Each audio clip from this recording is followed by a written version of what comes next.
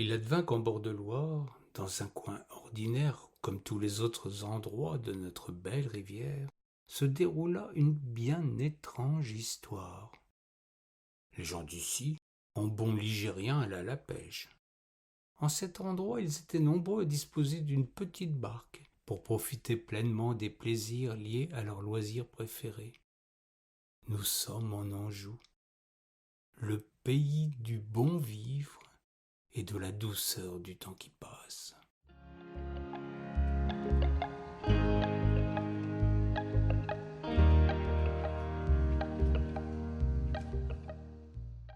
Cette année-là, curieusement, les amateurs de la pêche à l'anguille restaient sur leur faim. Tous les coins habituels où les prises étaient nombreuses les années précédentes ne donnaient rien. Que se passait-il donc?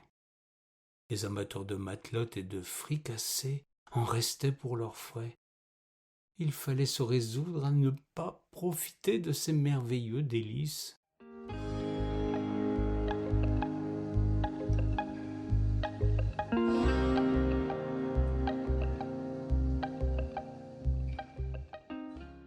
Étonnamment également, des gamins qui habituellement se contentaient de taquiner le goujon en prenaient de fort belles en un lieu pourtant où jusque-là personne n'avait rien pris.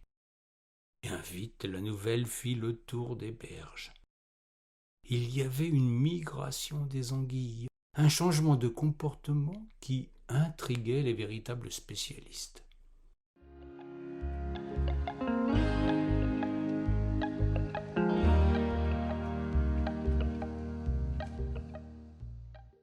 Parmi ceux-ci, André était un expert, tant en matière halieutique qu'au niveau de la gastronomie.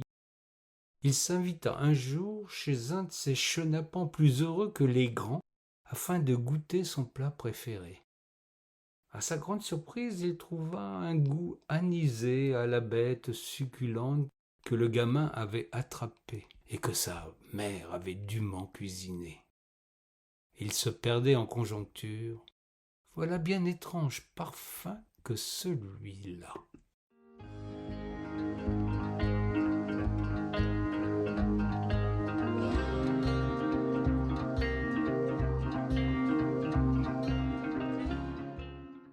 André n'était pas un homme à demeurer sans comprendre. Il se mit à réfléchir. Connaissant très bien le pays, il se souvint soudainement que le dénommé Moïse avait disparu des tavernes du village au moins depuis 6 bons mois. Quel fait étrange! Personne n'avait plus jamais eu de ses nouvelles. Certes, l'homme était réputé pour ses excès. Il abusait du pastis au-delà du possible, et beaucoup avaient cru qu'il avait fini dans un asile quelconque.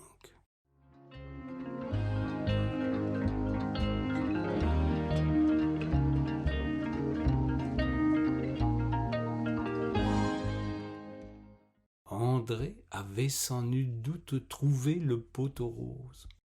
Le pauvre Moïse, plus imbibé que jamais, avait dû tomber en chemin alors qu'il cherchait à rentrer chez lui. Il passait effectivement en bordure de ce petit bras de Loire où jamais jusqu'alors on n'avait pris une seule anguille. André, cependant, garda pour lui le fruit de ses réflexions. Il est des choses plus importantes encore que la mémoire d'un camarade en bord de Loire.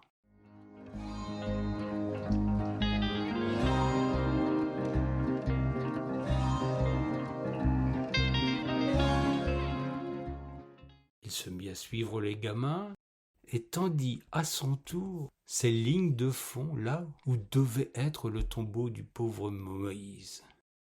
Si les anguilles se plaisaient à se nourrir de ces restes, il n'y avait qu'à leur laisser terminer la tâche et faire pêche miraculeuse et parfumée, ce qui fut le cas ainsi durant toute la saison. D'autres se joignirent à André pour profiter de l'aubaine sans piper mot.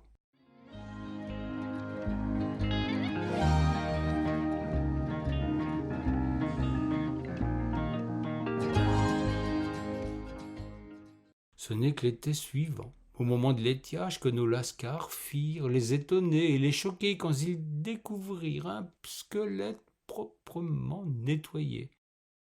On supposa, ce fut une confirmation pour André, que c'était le gars Moïse, parce que le pauvre Maccabée portait une gourmette qu'on lui connaissait.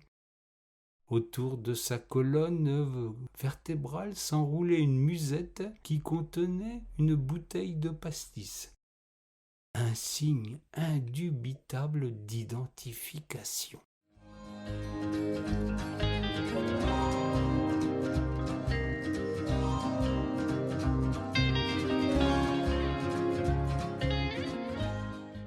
Personne dans ce charmant village ne fut choqué de ce long silence. La pêche à l'anguille est chose trop sérieuse pour venir l'interrompre, pour rendre à la terre le corps d'un pauvre homme pas plus pressé que ça de trouver sépulture chrétienne. Moïse était mécréant et n'avait que faire des salamalecs de monsieur le curé. Tous ses amis qui avaient pêché au-dessus de sa tombe provisoire étaient convaincus de l'avoir honoré comme il convenait, en se délectant de ces délicieuses anguilles au pastis.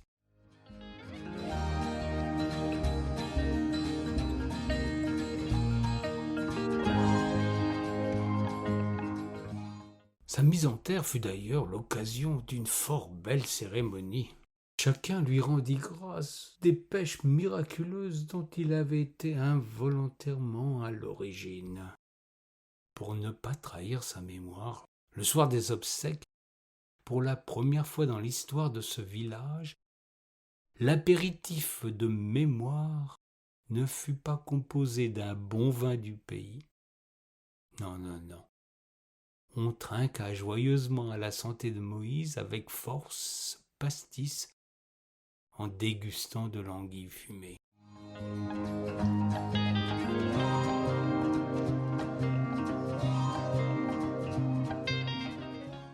Ainsi va la vie, la mort en bord de Loire. On y a d'autres priorités que les gens ordinaires. C'est la rivière qui commande aux humains, et c'est très bien ainsi.